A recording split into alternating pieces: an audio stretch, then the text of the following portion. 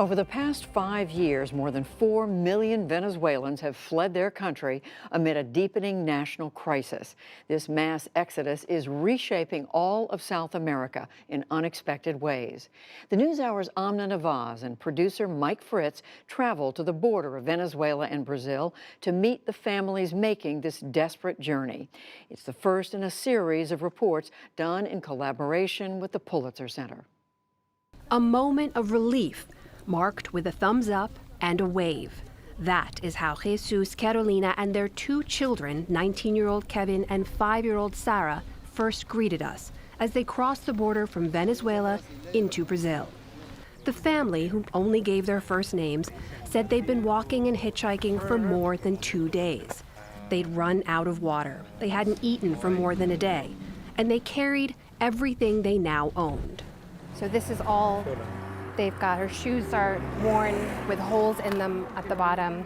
They're carrying a Bible with them as well, and just a little bit of money, documents, and just 2 bags, shoes and whatever clothes they could carry.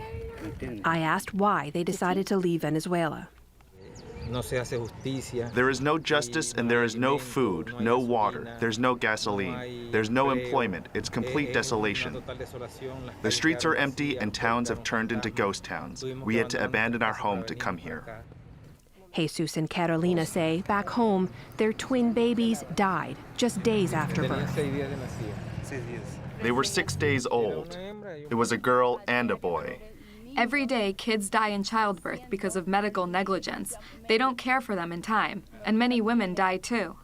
Venezuela, once among South America's wealthiest nations, has descended into economic and political chaos. Hyperinflation, skyrocketing debt, and crippling U.S. sanctions on its oil industry blasted the economy. And the streets and halls of power have erupted as President Nicolas Maduro grapples with opposition leader Juan Guaido, backed by the U.S. and dozens of other countries, including Brazil. But Maduro clings to power amid severe food, medicine, and fuel shortages. Venezuela really is destabilizing the entire region, and therefore, whatever happens to Venezuela is going to have big consequences across the region as a whole. Monica de Bol is a Latin American expert at the Peterson Institute for International Economics. The cost of the crisis in the years ahead, she says, could amount to tens of billions in international aid. Since 2014, most Venezuelan migrants have fled to Colombia and Peru. But over the last few years, they've been fanning out across all of South America. Earlier this year, tensions flared along Venezuela's border with Brazil after it was shuttered for nearly 3 months by President Maduro in an attempt to block aid from reaching Venezuela. Today, more than 100,000 Venezuelans are now estimated to have settled in Brazil as part of the largest migration between the two nations in history. Up ahead where you see those 2 flags, that's the actual international boundary between Venezuela and Brazil. And officials say they see upwards of 500 or 550 people crossing every day now, entire families with some tiny babies, newborn babies in fact. Some folks, they say, have even been walking as many as 8 days before they get here. But Brazil's government, led by far-right President Jair Bolsonaro, has so far kept its border open to Venezuelan migrants. The president's son, Congressman Eduardo Bolsonaro, often serves as a foreign envoy for his father, who's now considering nominating him to be Brazil's next ambassador to the United States. We spoke in Brazil's capital of Brasilia. Can you commit right now that Brazil is going to continue to welcome in Venezuelan refugees as long as they're fleeing? By our law in Brazil here, we have to accept all the refugees because they don't have an option. If they keep in Venezuela, they are going to die.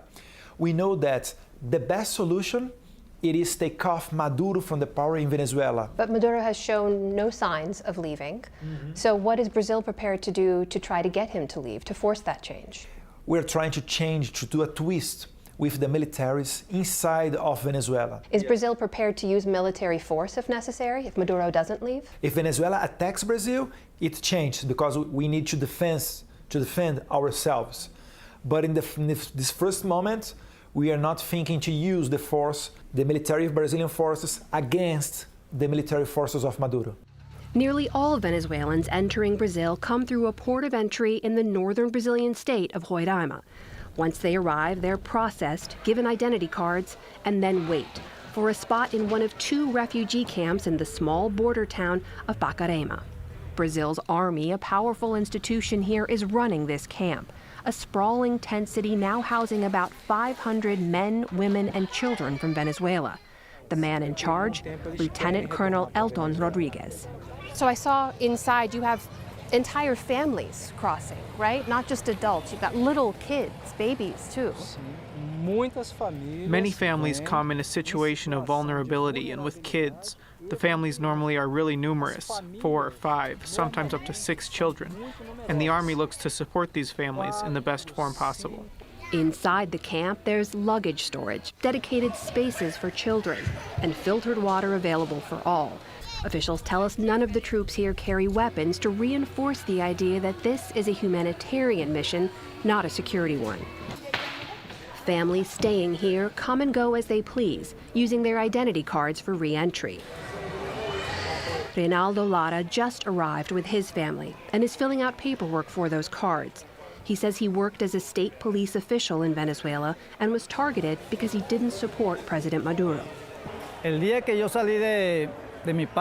day that I left my homeland of Venezuela, which I love, I felt very emotional because I'm leaving behind my land and my values. But I had to do it because I have to find a future for my family, and I didn't have a future in Venezuela. The chance at a better future is what forced this family to leave Venezuela as well. Their 5-month-old daughter, already severely malnourished.